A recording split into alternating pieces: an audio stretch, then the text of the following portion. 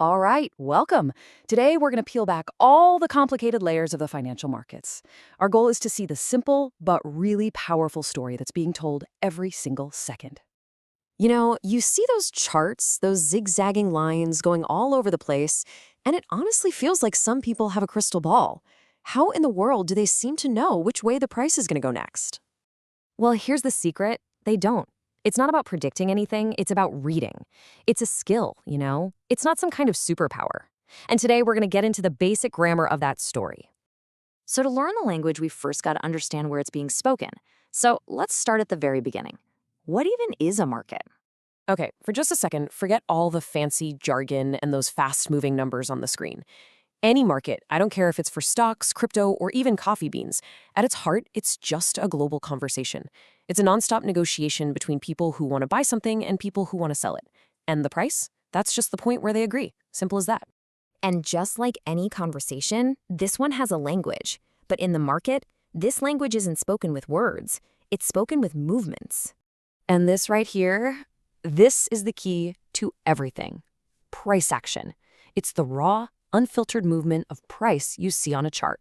You can think of it like the footprint of money. And if you learn how to read these footprints, you can start to understand the balance of power between all the buyers and sellers. Now, what's so interesting is that this language, it forms patterns. You could call them sentences that we call trends. And there are really three main stories that the market can tell you at any given time. So the first story is one of optimism. We call it an uptrend. In an uptrend, the price pushes up to a new high. Then it pulls back a little bit, but not all the way, and then it pushes to an even higher high. This pattern, this structure of higher highs and higher lows, well, it tells us pretty clearly that the buyers are feeling confident and they're in control.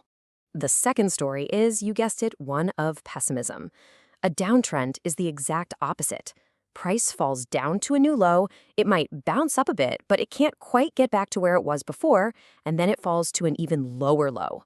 This pattern of lower highs and lower lows shows us that the sellers are in the driver's seat, pushing that price down. And the third story, well, it's a story of indecision. A sideways or range-bound market is when the price is basically trapped between two levels. It's like a tug of war, and neither the buyers nor the sellers have a clear advantage. The market is just waiting for a reason to finally pick a direction. Let's just look at these two side by side for a second. On the left, you see the uptrend. It's a clear staircase going up. Each step up is higher than the last one. And on the right, you've got the downtrend, a staircase going down. Each step down is lower than the one before it. This visual structure, this is the most fundamental piece of the market story you can learn. All right, so now that we get the direction of the story, let's talk about the key places where the plot twists tend to happen. The easiest way to think about these is as the floor and the ceiling. Support is a price level where buyers have shown a lot of interest before. So as the price starts falling towards this level, it's kind of like it's about to hit a floor. Buyers see it as a good deal, a bargain, and they step in. That creates demand and supports the price, stopping it from dropping any further. And resistance is just the opposite. It's a price level where sellers in the past have decided to take their profits. As the price rises up to this level, it's like it hits a ceiling. Sellers jump in, the supply goes up, and the price is resisted from climbing any higher. Now this is where it gets really interesting, because these levels are not set in stone. What happens when a market with a ton of buying pressure finally breaks through that ceiling? Well, a lot of the time, it'll come back down to test that old ceiling, which now acts as a new floor.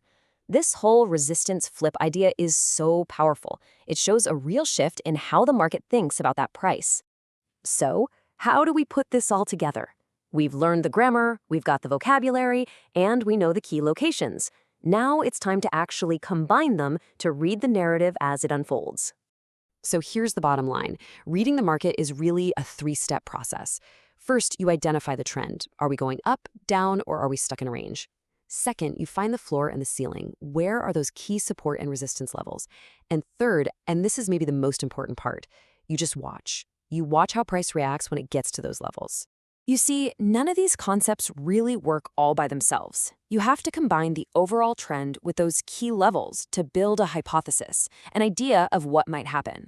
So, is an uptrend getting close to a resistance ceiling? That's a key moment in the story.